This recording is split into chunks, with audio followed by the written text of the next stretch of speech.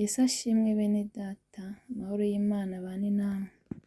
Uyu ni wa mwanya mwiza wo gutabaza Imana kugira ngo ibane natwe muri uru rugendo. Turatangira turirimbana indirimbo ya 60 mu ndirimbo zo gushimisha Imana.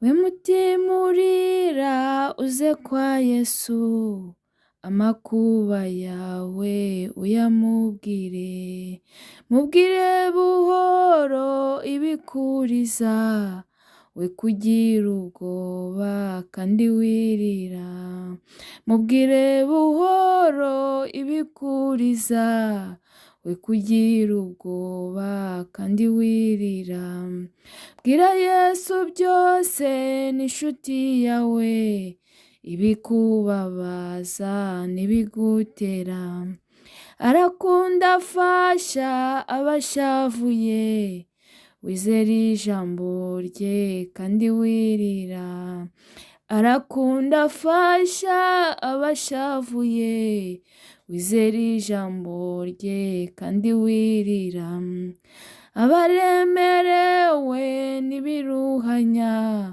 babwire ko Imana yabaruhura, ubahumurize utimukiza, amara agahinda none wirira, abaremerewe n'ibiruhanya, babwire ko Imana yabaruhura, ubahumurize utimukiza, amara agahinda none wirira, ubahumurize utimukiza, amara agahinda kandi wirira, abaremerewe n'ibiruhanya, babwire ko Imana yabaruhura, ubahumurize utimukiza, amara agahinda none wirira.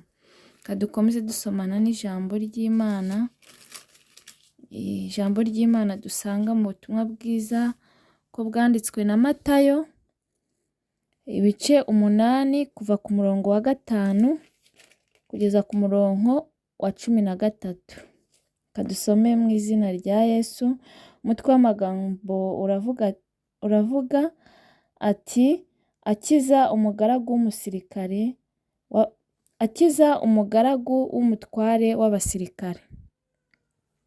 Ageze i Kaperinawumu, haza umutware utwara umutwe w'abasirikare, aramwinginga ati, Mwami, umugaragu wanjye aryamye mu nzu yararemaye, arababaye cyane. Aramubwira ati, ndaza mukize.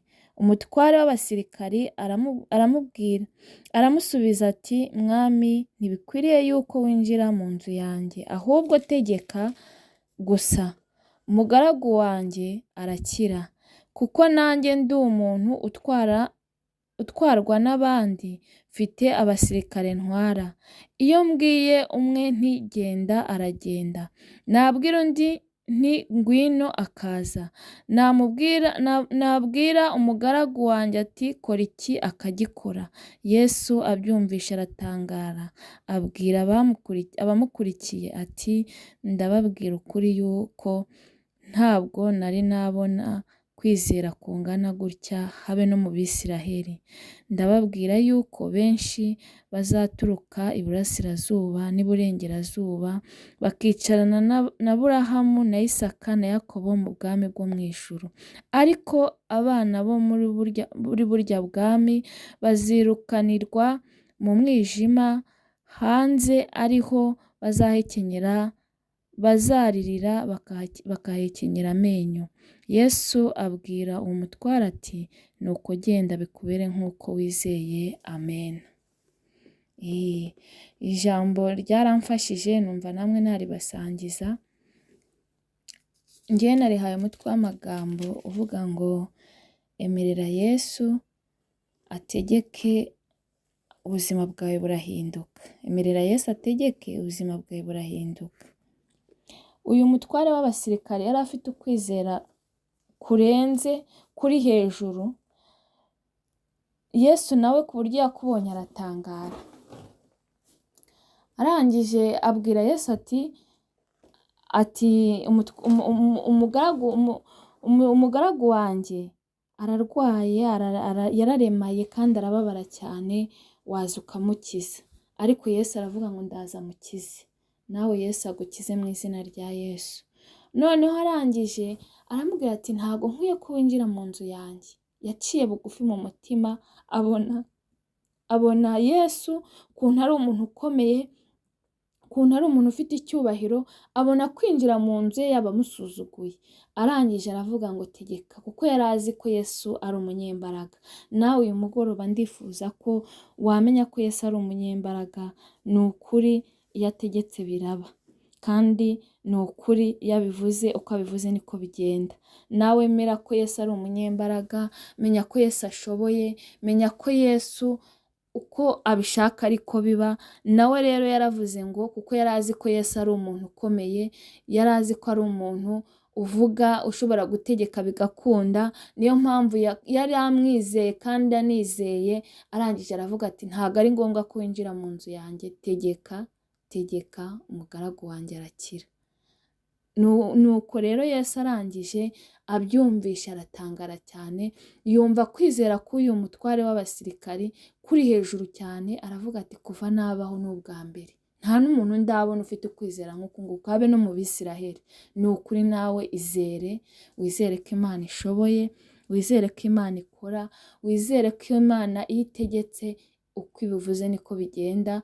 Ni ukuri wizere ko Imana ari inyembaraga, wizere ko bya bindi byose Imana izabikora, wizere ko ibikugoye izabigenza neza. Ni ukuri nawe ndakwingingira Imana uyu mugoroba kugira ngo Imana itegeke ku kibazo ufite, itegeke ku mubabaro ufite, itegeke ugende mu izina rya Yesu. Nitegeke ku burwayi, fata ku burwayi bwawe wizeye, Imana itegeke ukire mu izina rya Yesu. Ikibazo cyose waba ufite, icyaba kikugoye cyose, icyaba kibabaje umutima wawe, icyaba kikuciye intege, icyaba kikujyanye kure, Yesu nategeke mu izina rya Yesu. Ndabwira Yesu ngo ategeke ku buzima bwawe mu izina rya Yesu. Yesu nategeke amateka ahinduke. Yesu nategeke ubuzima bwawe buhinduke. Yesu nategeke amagambo ahinduke. Yesu nategeke bigaragare ko yategetse mu izina rya Yesu Kristo. Ndakwingingira Imana kugira ngo Yesu ategeke. Wowe unkurikiye aho uherereye hose, ndakwingingira Imana kugira ngo itegeke ku kibazo cyawe, itegeke ku kikugoye, itegeke kuri wowe wabuze ayo kwishyura inzu, itegeke ubone amafaranga yo kwishyura inzu. Wowe wabuze ibyo kurya, Yesu nategeke ubone ibyo kurya. Wowe wabonye aho urwaye, waba uri mu rugo, waba uri mu bitaro, wowe urwaye indwara zitandukanye, Yesu nategeke ukire mu izina rya Yesu. Ni ukuri ndinginga Imana ngo itegeke ku buzima bwa buri muntu wese unkurikiye. Yesu nategeke amateka ahinduke nk'uko yategetse, nk'uko yabwiye. Ariko ni ukuri yabwiye umutware w'abasirikare, aramubwira ngo bikubere uko wizeye. Nawe niwizera ni ukuri urabona impinduka, niwizera urabona gukora kw'Imana, niwizera urabona imbaraga z'Imana, niwizera urabona impinduka.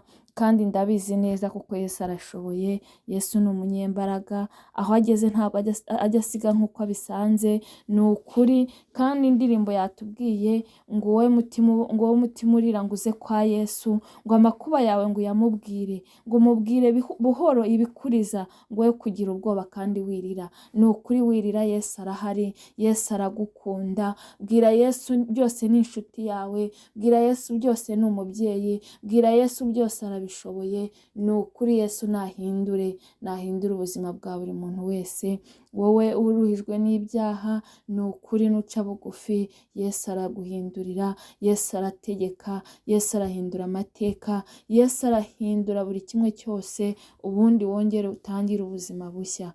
Ni ukuri uyu mugoroba mbifurije ko Yesu yategeka kuri buri muntu wese uko yifuza, icyo yifuje, icyo ashaka, icyo yumva cyahinduka. Yesu nategeke mu izina rya Yesu. Reka dukomeze rero dusenga. ni ukuri mwagize neza kubana nanjye muri uyu mwanya. Imana ibahe umugisha kandi ikomeze ibagenderere. Imana ibagire aho muherereye. Imana ihindure amateka ku babyifuza. Imana ireme ibishya. Imana itegeke, Imana itegeke, Imana itegeke ku buzima bwa buri muntu wese. Impinduka ziboneke. Imana itegeke ku babyeyi, Imana itegeke ku bapapa, Imana itegeke ku bakobwa, Imana itegeke ku basore. Imana nitegeke. Wowe nkurikiranye ni ukuri wakira igitangaza cy'Imana. Imana ikugirire neza kandi Imana ibahe umugisha. Mwami Imana, Imana ikomeye, Imana ishobora byose, uri uwera, witwa ndiho, ntujya uhinduka. Uko wari uri kera na n'ubu ni ko ukiri, uko wakoraga kera ni ko ugikora. Twabonye uyu mutware w'abasirikare, umugaragu we ngo yari arwaye, ngo yararemaye, ngo ababara cyane, ngo arangije ngo aravuga ngo mwami, ngo umugaragu wanjye ararwaye, ngo none wamukiza. Ngo arangije ngo aravuga ngo ndaza kumukiza. Ngo ariko ngo aramubwira ngo ntago ngo bikwiriye ko winjira mu nzu yanjye, ngo ahubwo tegeka nkuko nanjye ntegeka ngo abo nyoboye, ngo nkababwira ngo kora iki, ngo ubundi barangiza bakagikora. Ngo nawe tegeka, ngo nutegeka ngo umugaragu wanjye arakira. Ubwo rero mwami, umaze kureba kwizera kwe, ngo uratangara cyane. Mwami Imana, ngo uratangara, ngo urangije uravuga ngo ntago ndabona kwizera kungana gutya ngo habe no mu Bisiraheli. Ngo ariko nyuma yaho ngo urangije ngo uramubwira ngo bikubere nk'uko ubyizeye. Umugaragu we ngo arangije ahita akira. Imana igira neza, Imana ikomeye. Aya masaha rero natwe turi imbere yawe. Hari benshi bakwifuza, hari benshi bifuza ko bagarukaho, hari benshi bifuza ko bahindurira ubuzima. Mwami, byose urabikora, nta kikunanira. Iyo uvuze biraba, wategeka bigakomera. Aya masaha uyu mugoroba ndakwinginze ngo buri wese ukwifuza akubone uko akwifuza, kandi mwami, ukwizeye wese bimubere uko abyizeye mu izina rya Yesu. Urwaye mwami, tegeka uburwayi bwe bukire mu izina rya Yesu. Ufite agahinda, utanga amahoro, tegeka umuha amahoro mu buzima bwe. Mwami Imana, ufite umubabaro, ongera umuha umutuzo, tegeka ku buzima bwe, muhindurire amateka. Buri wese uko akwifuza rero nakubone, buri wese uko agushaka nakubone, kandi ukomeze utwagure cyane. Mwami Imana, ugiye kukwizera no kumva ko ushoboye byose, kubera ko umuririmbyi yararirimbye aravuga ngo bwira Yesu byose. Natwe turi imbere yawe ngo tukubwire byose, ngo kubera kuri inshuti yacu. Ni ukuri uradukunda, ukunda buri muntu wese. Mwami Imana, bagukurikiye urabakunda. Mwami Imana, niyo mpamvu nkwinginze kugira ngo uhindurire amateka buri muntu wese, utegeke ku buzima bwa buri muntu wese. Muri iyi minsi abantu bararushye, muri iyi minsi abantu baraguye. Hari abafite byose ariko babuze amahoro mu mutima. Nyemerera utanga amahoro mu mutima ku bantu bawe, kandi ndakwinginze kugira ngo abatarakumenya bahe kukumenya, abatarakizwa bahe gukizwa, ubahe kukwakira nk'umwami n'umukiza. Data wa twese uri mu ijuru, ngo wagabanye abarimbuka wongera abakizwa mu izina rya Yesu.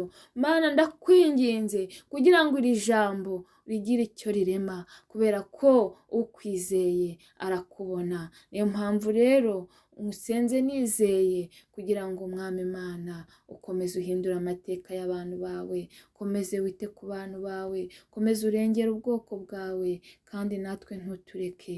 Mwami Imana, turindira ubugingo kuko aribwo buzakubona. Mu izina rya Yesu, urinde kurenza ibindi bintu byose, kandi ukomeze uturinde, uduhe imbaraga muri uru rugendo kugira ngo tuzabashe kurusoza amahoro. Mwami Imana, urakoze ko wabanye natwe muri aka kanya. Icyubahiro ni icyawe ubu n'iteka ryose. Amen.